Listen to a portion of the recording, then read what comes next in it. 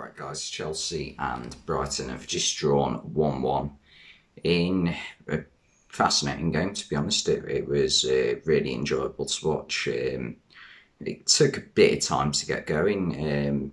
The first half, Chelsea took the lead through Romelu Lukaku. It was some poor marking on a corner by Neil Maupay. Just not watching the ball whatsoever, and just doing everything he can to block Lukaku. I don't think Maupay should really be the one on Lukaku, to be honest. It should probably be someone more like Dan Burn or Bissouma or someone. Maupay is not the player you want marking Lukaku, and he did a poor job of marking him. And Lukaku just brushed him aside, got his head on Mason Mount's corner, and flicked it into the bottom corner to make it 1-0. In the first half, Chelsea did have a couple of injury issues. Reece James went off injured, as well as Andreas Christensen at half time. So, that's a bit disappointing for them. Like they're going to have a few defensive problems from that in coming weeks.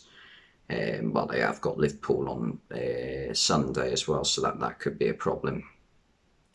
But also, I thought Antonio Rudiger was slightly lucky to stay on the pitch in the first half when Tariq Lamptey was running with the ball down the right-hand side, and Rudiger just full on 2 foot, like over-aggressive, like beyond belief.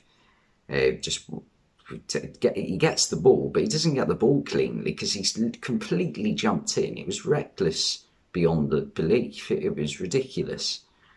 It was a ridiculous tackle, but it's one you sort of expect from Rudiger because he is one of those players who is a bit too aggressive at times. So he was very lucky to stay on the pitch, in my opinion, because once again, if Lamptey properly goes for it, that could be a leg breaker. So I thought Rudiger was very lucky to stay on the pitch. Brighton were all right the first half. They didn't create any real massive chances, but in the second half they improved massively. They got, for the first 20 minutes especially, they were dominant. They looked like they were like an equaliser was going to come at any time. But I thought Potter made a mistake in taking Tariq Lamptey off and changing the formation, because then as soon as that happened, Chelsea started to get a bit more into the game. He took Lamptey off, and who did he bring on? I can't even remember who he brought on. Who was it he brought on? It'll come to me in a minute. Come on, think. Who were his subs? Alzate didn't. No, it wasn't for him. It wasn't Welbeck. Bloody hell. Oh, Enoch and Wepu. That was it. And I can understand that substitution, bringing on another midfielder when you've got so many central midfielders on already. And taking like Tariq Lamptey, taking Tariq Lamptey off, he was causing Chelsea loads of problems down the right-hand side. I couldn't understand that substitution, but in the end, I guess it worked out. He brought Danny Welbeck on with about 5-10 minutes to go, and just after Mason Mount had put the ball in the back of the net, but had fouled Joel Veltman. Just before Brighton went up the other end of the pitch, and a quick move, Cucurella whips it in, and Danny Welbeck produces a brilliant leap and header into the far corner. It was a great jump to get between Trevor Chalobah and Rudiger and still be able to get the ball, because they are two big players. And he did well to direct it right into the corner and equalise, making it 1-1, meaning that Man City are now 6 points ahead of,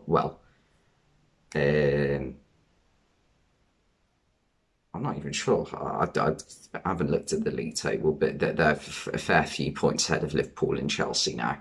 It looks like Man City should be winning the title from here, 6 point advantage, and they're currently beating Brentford, so I think it might be going to 9 points. But yeah, you got back Man City from here.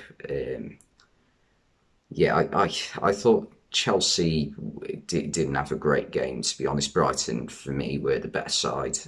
I thought Jorginho didn't have a great game. I don't see what people see in Jorginho, to be honest. I can't understand at all why he has finished fourth or third in the Ballon d'Or. Don't get me wrong. He's a brilliant penalty taker. I understand that, and he's a very good player. But he's not the best midfielder in the world. Like, if you were to offer me Jorginho in Liverpool's midfield of Henderson, Fabinho, and Thiago, I don't think I'd play Jorginho. I think I'd keep it as it is: Fabinho, Henderson, and Thiago. That's just my honest opinion. I think Kante and Kovacic are both better than Jorginho in Chelsea's midfield. I mean, I might be wrong, but that's just from what I've seen. Yeah, I also thought Lukaku had a good game going forward, although there was a crucial moment in the second half where Hudson-Odoi and Mason Mount went through on goal. It was only Joel Veltman in between them, and Joel Veltman was sort of trying to block off the pass to Mason Mount, making it clear that Hudson-Odoi had to have a shot. And he didn't have a shot. He still tried to play the pass, even though it was an incredibly hard pass to make because Veltman was in the way. That was a massive wasted opportunity from Hudson-Odoi. And I think with Hudson-Odoi, you can obviously see the talent he's got, but if he is to become a top player, he needs to improve his output in attack, like the amount of goals he scores or the amount of assists he provides. Like the amounts he's currently doing is not enough really to have a chance of getting in the England squad. Yeah, what else? Yeah, I thought that there were a few brilliant performers for Brighton. Though I thought Tariq Lamptey played excellently before he got subbed off again. Adam Lallana had a very good game. Mopai was constantly causing problems, although he didn't do the greatest job of marking Lukaku in the first half. But yeah, Brighton, I thought, possibly deserved to win today's game, if anything, out of the two, definitely. But yeah, anyway, Chelsea have dropped another 2 points, and Brighton are trying, well, sort of turning their recent poor form around. They started the season brilliantly, and then the past couple of months before last week, they were pretty much awful. But it looks like they're having a current change of form. But anyway, thanks for watching, and I'll see you next time.